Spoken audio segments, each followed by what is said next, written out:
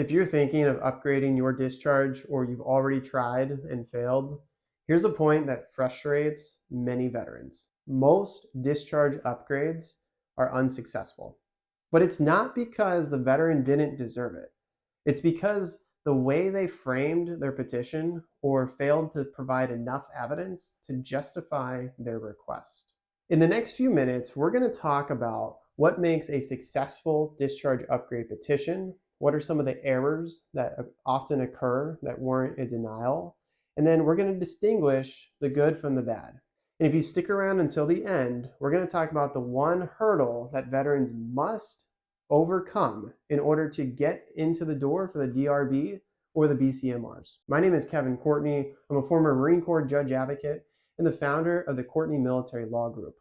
I help veterans upgrade their discharges by putting together strong petitions and using the law in a way that favors the veteran's request.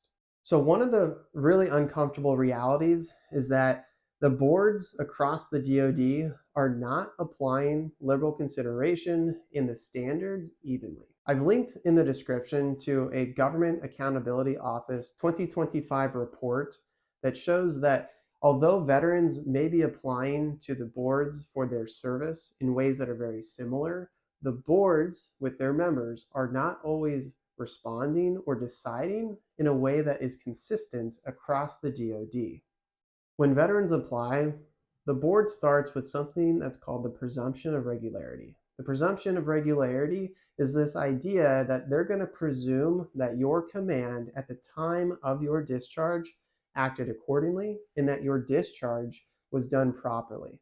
And so they start with this presumption, and it's one of the hurdles that veterans have to overcome in order to get their case properly reviewed. So why do cases get denied? Again, it's not because veterans don't deserve it. It's often because the case that they've presented simply is not convincing enough to, one, overcome that first presumption, or two, to satisfy their burden of showing that there's either an error or an injustice. Sometimes their evidence is simply too thin, or it's not mitigating enough. For some, the post-service conduct that they present to the board simply doesn't show that the misconduct for which they were separated was an aberration or just like a one-time slip. The character evidence that they present is often too thin to demonstrate that they deserve an upgrade.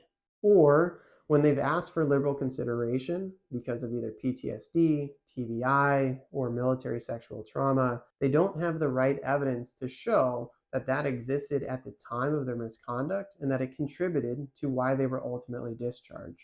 So what do winning cases actually have in common? First off, for any appeal, it's going to be new and material evidence. So what does that look like?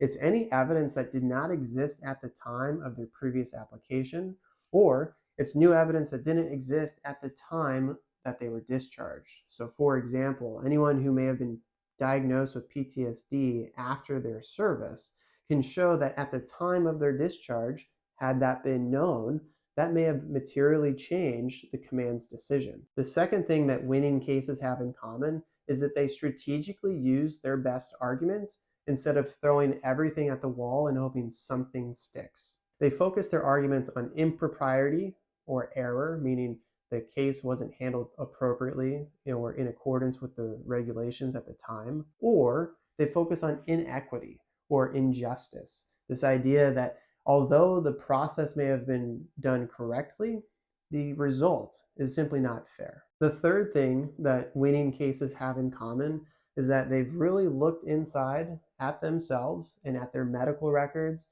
and they've asked themselves whether liberal consideration really applies in their case or not.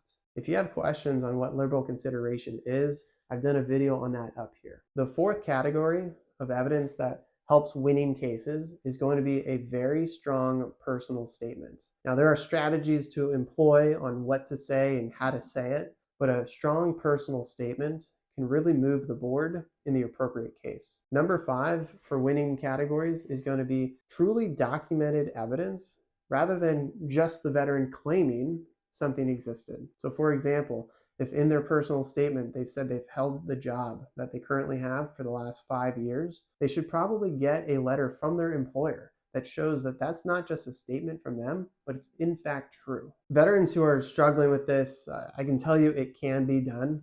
And if you're curious about how we did it for a client where we went from an other than honorable to an honorable, you should check out this video up here. So the hidden problem that many veterans don't know exists is going to be the GAO's report showing the boards simply are not applying the laws and the rules equally across the services. Now, what can you do to get ahead of that?